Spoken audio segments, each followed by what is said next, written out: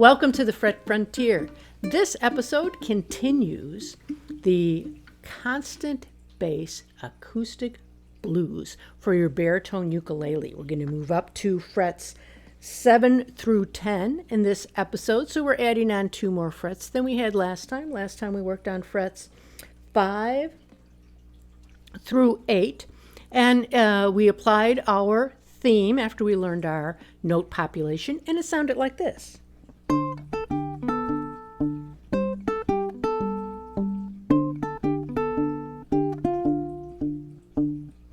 Okay, in this episode, we're going to move up 2 more frets to cover frets 7 through 10.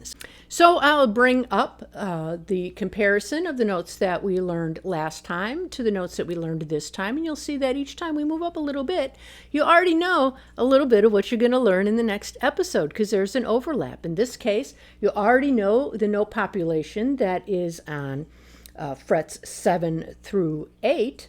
And now we're adding to that frets 9 and 10. And you'll notice on these diagrams on fret 9, there's nothing new that can really be added from any of these strings to our key of D blues note population. But on the 10th fret, boy, we get quite a collection of notes here. Every single one of these strings gives us a note on the 10th fret that we can add to our scale for our collection of notes in this population. So let's go through and play those notes. What we'll be doing is using the little finger on the 10th fret, be using the 2nd finger on our 8th fret, and when we get down to that 3rd and 4th string, we'll be using our little finger again for that 10th fret, and the 1st finger for the 7th fret. So this time in this lesson, we're going to play all of the notes that we have in our population. So we will play them starting from the 1st string all the way to our 4th string and then back up. Okay, notice on our notation here, I've put the finger numbers of the left hand up on top of your notation so you can remember 4th finger, 2nd finger, 1st finger for this particular exercise. So we're playing it with the traditional fingering as we go along, and we'll start on the count to 4. 1, 2, 3, 4. D, C, A, G, F, D, C, A, flat 7, root, flat 3, 4, 5, flat 7, root. Okay, so as we played these, you notice I said the note names on the way down, and I said the scale position numbers on the way up. You could do something like that as well if you'd like to help you memorize these different aspects of how the scale works. But you don't have to. You can just work with getting comfortable with where your fingers go and what this pattern looks like and sounds like to your ear. Up to you how deep you want to go. Next, we're going to play our etude where we practice our note population using quarter notes just to get the coordination under our fingers for this new pattern while we're accompanying ourselves with the bass notes.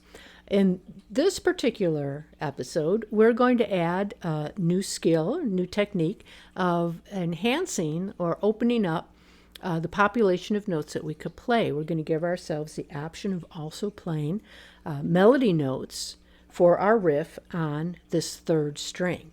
And the way that we can do that is when we are on a D chord. Our thumb is over here on this 4th string when we're playing the D chord, and nothing's going on this 3rd string, so we can use it for melody line if we want to.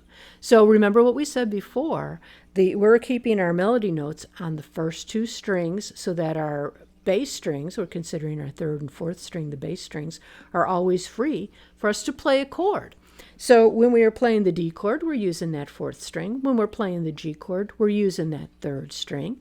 But that means when we're playing the D chord, when we're on the 1 chord, that third string is actually free. Nothing's going on there. So if we want to, we can overlap and we can sneak down there and grab a couple more notes to enhance our melody line if we want to. So remember we were talking about before, music theory, not music fact. When you learn a rule, it's not set in stone and the only way you can ever play your instrument ever.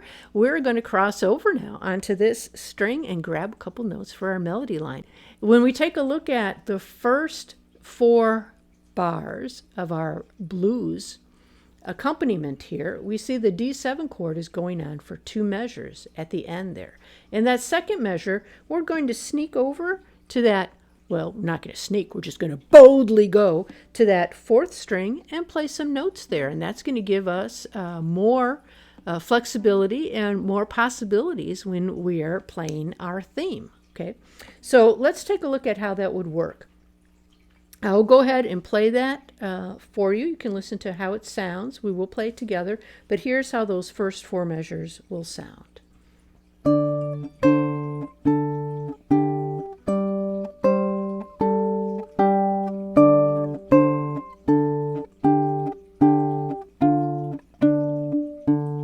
Okay, so what happens here in this last 2 measures, let's take a look at those.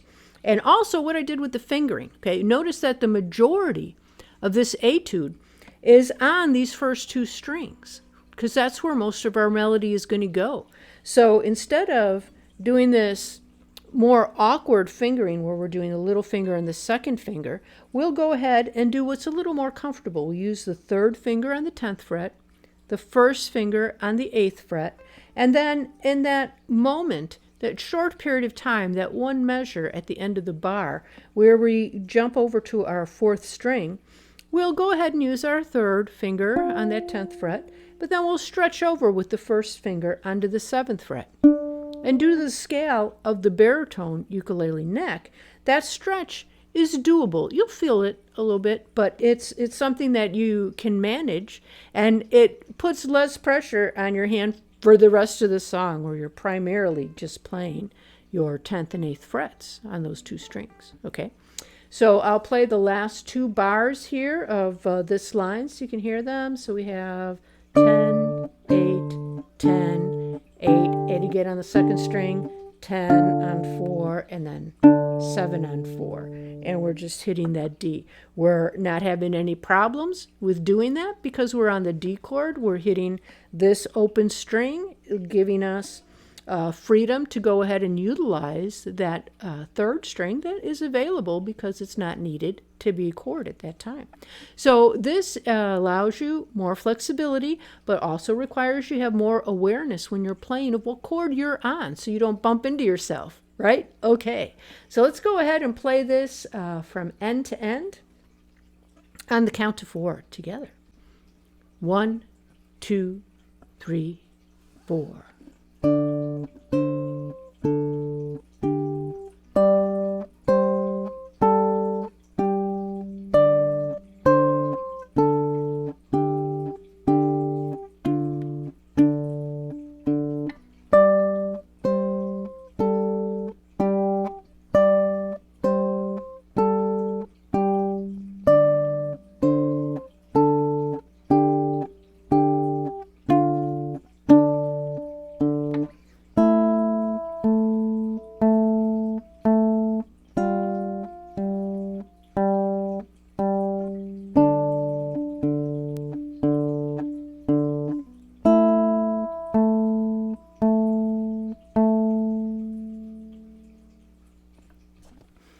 All right, excellent. Thank you so much for hanging out with me and playing some more constant bass acoustic blues. I hope you're enjoying this series. Let me know how it's going for you in the comments below, and I'll see you in the next episode.